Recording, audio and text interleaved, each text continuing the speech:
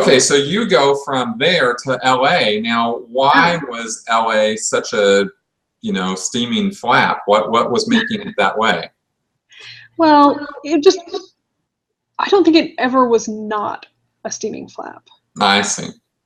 Always was a problem. Again, they didn't have the flag reps. They needed to have a flag rep because it's the model org. So go in there, and I remember the lady who ran this org was Jeannie Sonnenfeld. Okay. And she really ran it, and it was her org. And she made that very clear. And she formed cliques. She was a Sea Org member. She was a Sea Org member, and she was she was sent to run that org because it was, such a disaster. Yeah. The org was always a disaster. It was always a problem. There was a lot of pressure on that org to always have better and higher stats. And what would occur is they would falsify wholesale. And that's what Jeannie was doing, actually. She was falsifying stats, and the people under her were falsifying stats just at huge levels, like huge amounts. And I started finding this out. And she didn't like it because I was poking around. And there was, but she ran the org like herself, and it was, she was very focused on GI, and she had her little cliques, and it was very clear who her favorites were and who she didn't like. And when she was finally busted off post, the org was given a stats amnesty, basically, where they were told, okay, let's just report. We know things are false. Let's just report where they currently are, just so we know where we're working with. You're not going to be in trouble. We just want to see. And I think everybody but me was shocked at in management was shocked at how huge the drop was. I think I can, say it was tremendous. All the stats, almost all of them were being falsified by double, triple, quadruple, all of them, every single one. So, for example, one of the stats is well done auditing hours, which is how many hours counseling is going on. Yeah. Well, I'd have to say that one was probably not being falsified too much. The big difference, because those guys knew how many hours they did. Mm-hmm. The big thing there was they were auditing into foundation hours.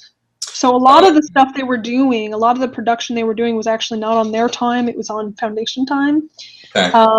That was quite a bit of the production, because a lot of the auditors would come in and work at night, but they were supposed to be LA day staff. So it's splitting hairs, but it was the thing. Oh, no, that's not splitting hairs. That's totally off the rails. Yeah. Well, because by definition, and it, again, I love that we're talking about this, because this is the mindset that Scientology staff are pushed into, is the statistics rule their life. Yes. To the degree that here you have an org called Los Angeles Day.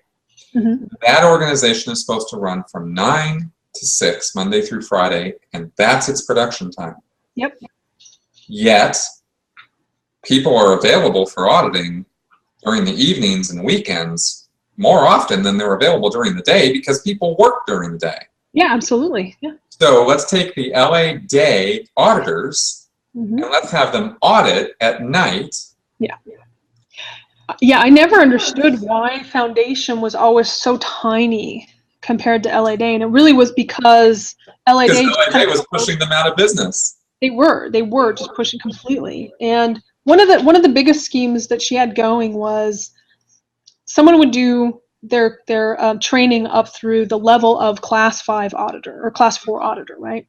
Mm-hmm. They would train through that, and then they would have to go to the qualifications division to do tests and get certified.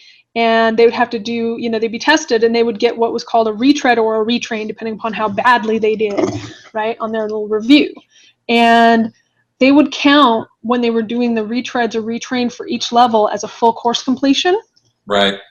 At every point for all the different stats that applies to. And it was a huge amount of them, because everybody would have to do those. And it sort of behooved them to have students do poorly on those tests because they would get they would get so many points when really quick too. Right.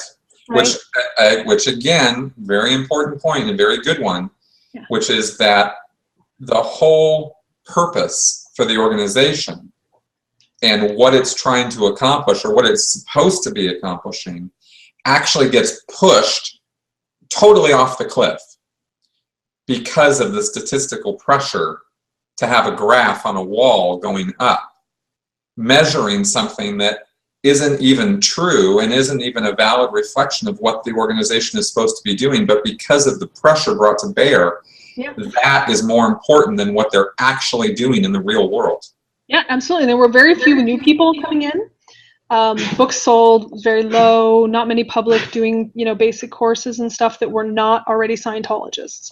One of the biggest sources of new courses and public and what were called publics, new publics, were little kids. So they would get kids from the different schools to come over and do courses.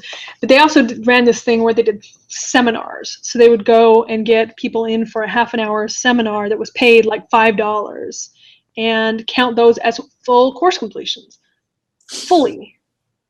Of course they did. That was done a lot, and that was a huge amount. And when I would confront someone about it, I would just get these blank looks because they had no way out of this trap, Mm-hmm. The pressure that was brought to bear at LA Day was intense. Even CMO would come over and yell at everybody. I mean, it was just, it was always constant. And LA Day was supposed to be the model org for all other orgs. And so there had to be this appearance that it was big and doing well. And it really, really, really was not.